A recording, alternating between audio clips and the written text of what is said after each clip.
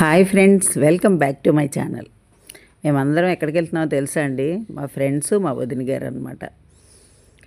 బీచ్కి అని బయలుదేరాం అనమాట. బయలుదేరేటప్పుడు ఎంత ఫ్రెష్గా ఉన్నామో చూసారా. తర్వాత బస్సు వచ్చిందండి బీచ్ దగ్గర. బస్సు ఎక్కుదామని అనుకున్నాము. ఫ్రీ బస్ అనమాట, కోనేరు సెంటర్లో పెట్టారు. సరే బీచ్ దగ్గర బస్సు ఎక్కుదామని చెప్పని బయలుదేరి 2 బస్సులు తప్పిపోయినాయండి. అంత జనం ఉన్నారు కోనేరు సెంటర్లో. అప్పుడు మాకు తెలిసిన ఆటో అబ్బాయి ఉంటే అబ్బాయిని పిలిచామన్నమాట. పిలిస్తే అబ్బాయి వచ్చి ఎక్కించుకున్నాడండి. కరెక్ట్గా 6:30 కోనేరు సెంటర్లో ఆటో ఎక్కితే 8 అయిందండి కరెక్ట్గా. బీచ్కి కొంత దూరంలో దిగడానికి ఈ ప్లేస్లో ఆపారండి ఆటో. ఇక్కడ దిగామన్నమాట. అక్కడి నుంచి నడుచుకుంటూ వెళ్ళాలి. అయితే ఈ ఆటోలో అసలు ఎంతసేపు ఆగిపోవడమేనండి. మాకు బీచ్ కరెక్ట్గా వెళ్తే 20 నిమిషాలు లేదా అరగంట పడుతుందండి మాకు కోనేరు సెంటర్ నుంచి. అలాంటిది 2 గంటలు పట్టింది దాదాపుగా. అంటే గంటన్నర పైనే అండి. 8 దాటిపోయిందేమో కూడా మేము దిగేసరికి. ఇక్కడ దిగి వెళ్తూ ఉంటే అక్కడ అమరావతి అని ఎంట్రన్స్ అని అలా పెట్టారండి ఫస్ట్. ఇక్కడ ఆటో అబ్బాయి దింపేసి మమ్మల్ని, మీరు వచ్చేవరకు ఇక్కడే ఉంటాను మేడం, మీరు రండి, మళ్ళీ వచ్చేటప్పుడు రిస్క్ పడిపోతారు, వేరే ఆటోలు అంటే మళ్ళీ దొరక్కపోవచ్చు అని చెప్పేసి అని అన్నాడు. చూసారా అండి, గేట్వే ఆఫ్ అమరావతి ఇలా పెట్టారనమాట స్టార్టింగ్లో. కానండి పోలీసులు వాళ్ళు చక్కగా డ్యూటీ, వాళ్ళు కేర్ తీసుకోవడం అందరినీ అసలు చాలా బాగా చూస్తున్నారులేండి. ఇంత జనాన్ని కంట్రోల్ చేయాలంటే అలాగే చేయాలి. అంత జనం ఉండబట్టే అంత ట్రాఫిక్ అండి. మాకు అంత టైం పట్టిందనమాట. వెళ్ళటానికి అంత టైం పడితే ఇందులో మా ఫ్రెండ్స్ కొందరు భయపడిపోయారండి. ఇక్కడ పాండురంగ స్వామిని పెట్టారు చూసారా. ఇక్కడ అన్నీ కొన్ని పూలు అవి పెట్టారు. జనాలు అసలు అందరూ ఫోటోలు దిగడానికి బాగా ఇంట్రెస్ట్ చూపిస్తున్నారు. మేము దిగుదామంటే ఖాళీ లేదండి. అయినా ఏదో ఒక సెల్ఫీ దిగేశాను నేను మాత్రం. ఇక్కడ ఇగోండి బుద్ధుడిని పెట్టారు అక్కడ కూడా. అయితే మా ఫ్రెండ్ భయపడ్డారని చెప్పాను. ఎందుకో తెలుసా అండి, ఈ ట్రాఫిక్లో మనం రిటర్న్ ఎలా వెళ్ళగలం? ఆటో అబ్బాయి ఉంటాడో ఉండడో, మనం ఎలాగా ఇబ్బంది పడిపోతాం కదా, దిగేసి మళ్ళీ వెంటనే ఆటో ఎక్కి వెళ్ళిపోదాం అన్నారు. కానీ ఇందులో కొంతమంది మాత్రం ఎందుకు వచ్చాం, మనం వచ్చిన వాళ్ళని చూడడానికి కదా, ఏదో ఒకటి చూద్దామని చెప్పేసరి కొంతమంది ఇలా డిస్కషన్స్ చేసుకుంటూ మేము నడుచుకుంటూ వెళ్తున్నామండి. మా ఫ్రెండ్స్ ఎవరెవరో తెలుసా అండి? గోదా గారు, ఝాన్సీ గారు, రాణి గారు, తర్వాత రాజేశ్వరి గారు, లక్ష్మి గారు, మా ఆడపడుచు కూడా వచ్చారండి. మా ఆడపడుచు పేరు కామాక్షి గారు. మీరు ఇంతకుముందు వీడియోస్లో కూడా ఆవిడని చూసే ఉంటారు. మొత్తం 7 వెళ్ళామండి. వాళ్ళ 5, నేను మా ఆడపడుచు అనమాట.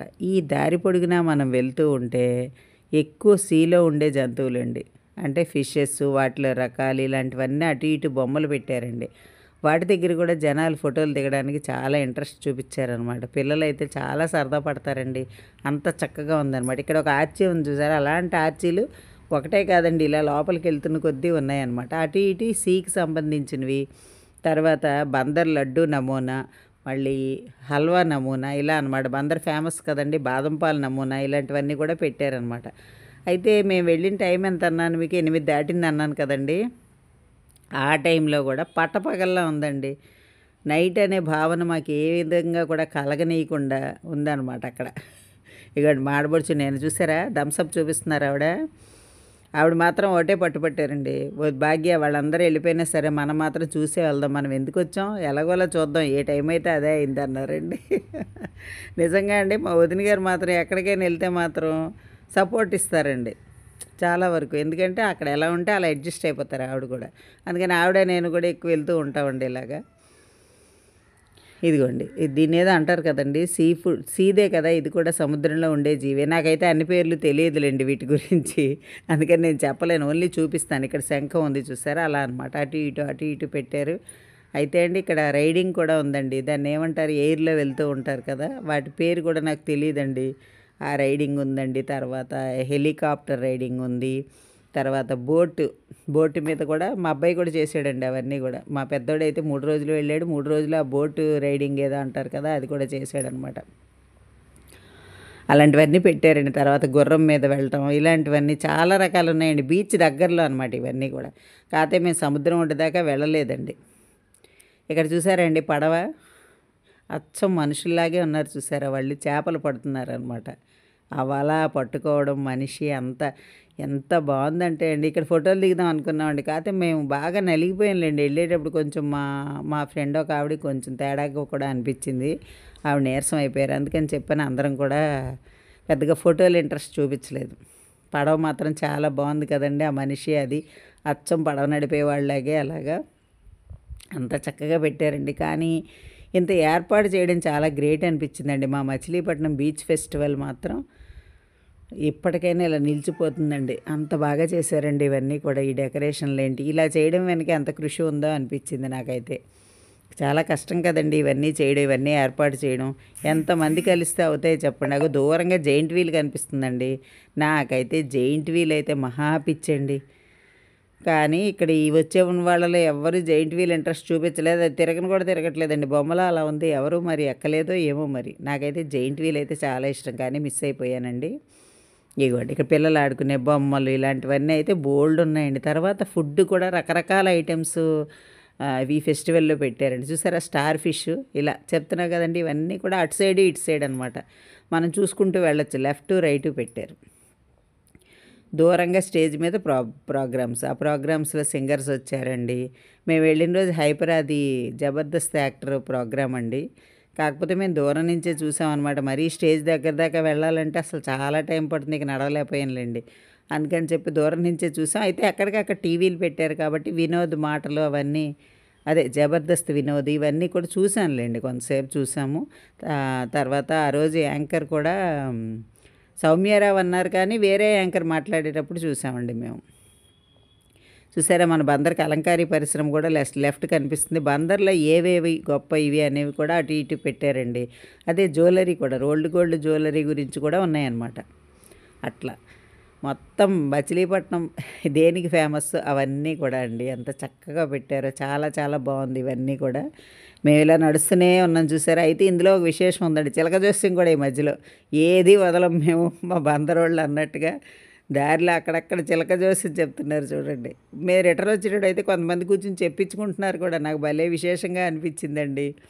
అదిగోండి జెయింట్ వీల్ దగ్గరికి వచ్చేస్తే నా ప్రాణం ఇలా లాగేస్తుందండి. ఎక్కాలి ఎక్కాలని. కానీ ఎవరు కూడా జెయింట్ వీల్ ఎక్కేంత నాకేం అనిపించలే. వచ్చిన అంటే ఇప్పుడు మా ఝాన్సీ గారంటే మాకు పరిచయం అండి. గోదా గారు కూడా కొద్దిగా పరిచయం. మిగతా వాళ్ళు కొంచెం నేను ఫస్ట్ టైం అండి చూడడం. అంత ఫ్రెండ్షిప్ లేదు కానీ కలిసి సరదాగా వెళ్ళొచ్చేసాం. కొన్ని కొన్ని అడగలేం కదండి ఫస్ట్ టైంలో అట్లా అనమాట.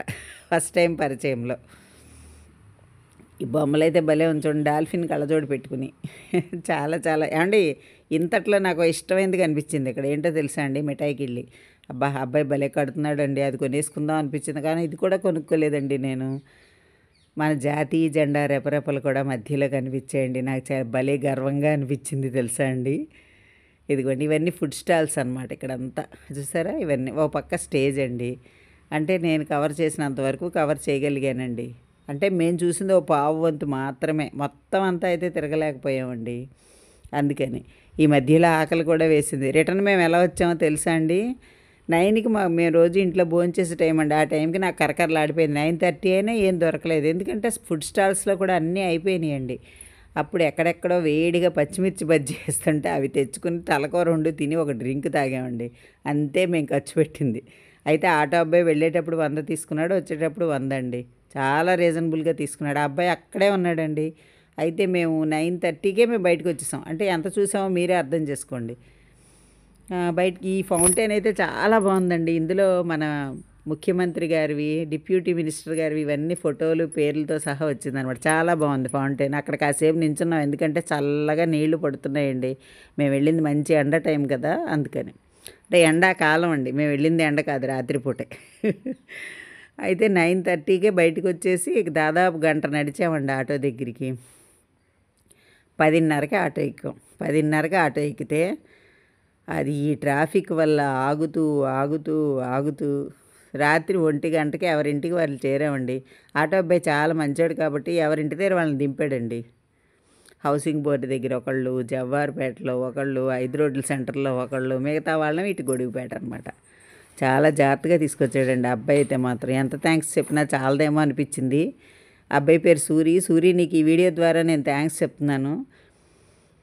అక్కడ చూసారా బుడగల్లాగా వస్తుంటే మా ఝాన్సీ గారు చిన్నపిల్లలాగా వాటి కోసం ఎగురుతున్నారండి. అగోండి చూసారా చిన్నతనం ఎప్పుడైనా సరే బాల్యం వచ్చేస్తుందని పట్టుకోవడానికి ట్రై చేశారు. అవి చేతికి అందలేదనమాట, వెనక్కి వచ్చేసారు. మేమైతే బీచ్ ఫెస్టివల్కి వెళ్ళి ఇలా ఎంజాయ్ చేసామండి. మిర్చి బజ్జీలు మాత్రం వేడి వేడిగా వేసిచ్చాడు. కొంచెం కాలలేదు కానండి, ఆకలి మీద అవైతే మాకేం తెలియలేదు. అవన్నీ ఫుడ్ స్టాల్స్ అండి. చూసారా గొడుగుల్లో ఉన్నాయి, అవి ఏంటా అనుకున్నాను నేను, నాకు తర్వాత తెలిసింది ఫుడ్ స్టాల్స్. కాకపోతే ఫుడ్ అంతా కూడా అయిపోయిందండి. అయితే ఇంత దీనిలో ఆత్రేయపురం నేతి పూతరేకులు, మాడుగుల హల్వా, అటువైపు కూడా అండి మన బందర్లోవే కాదు మిగతావి కూడా మన ఆంధ్రాలో స్వీట్స్ అవన్నీ కూడా ఇక్కడ అమ్ముతున్నారండి. జీళ్ళు, ఖర్జూరం ఇలాంటివన్నీ కూడా ఉన్నాయి. చూసారా, నోరు ఊరుతుంది కదా మీ అందరికి కూడా. మరి మా బీచ్ ఫెస్టివల్కి రావాల్సిందండి మీరు అందరూ. వస్తే ఎంత బాగా ఎంజాయ్ చేసేవారు, మేము చేసినట్టే. ఎంత రష్ ఉంటే ఏముందండి, మనం ఎంతవరకు చూస్తామో అంతవరకు చూస్తాం, ఏమవుతుంది, అంతే కదా. మేమైతే అలాగే వెళ్ళామండి. ఇంతకీ మేము వెళ్ళింది ఎప్పుడో చెప్పలేదు కదా. 3 రోజులు జరిగింది మచిలీపట్నం బీచ్ ఫెస్టివల్. కాకపోతే మేము 2వ రోజు వెళ్ళామండి. ఇరుగోండి మా ఫ్రెండ్స్, మేము. మీకు ఈ వీడియో నచ్చిందా అండి? నచ్చితే లైక్ చేయండి, షేర్ చేయండి. మరిన్ని వీడియోస్ కోసం నా ఛానల్ సబ్స్క్రైబ్ చేయండి. Thank you.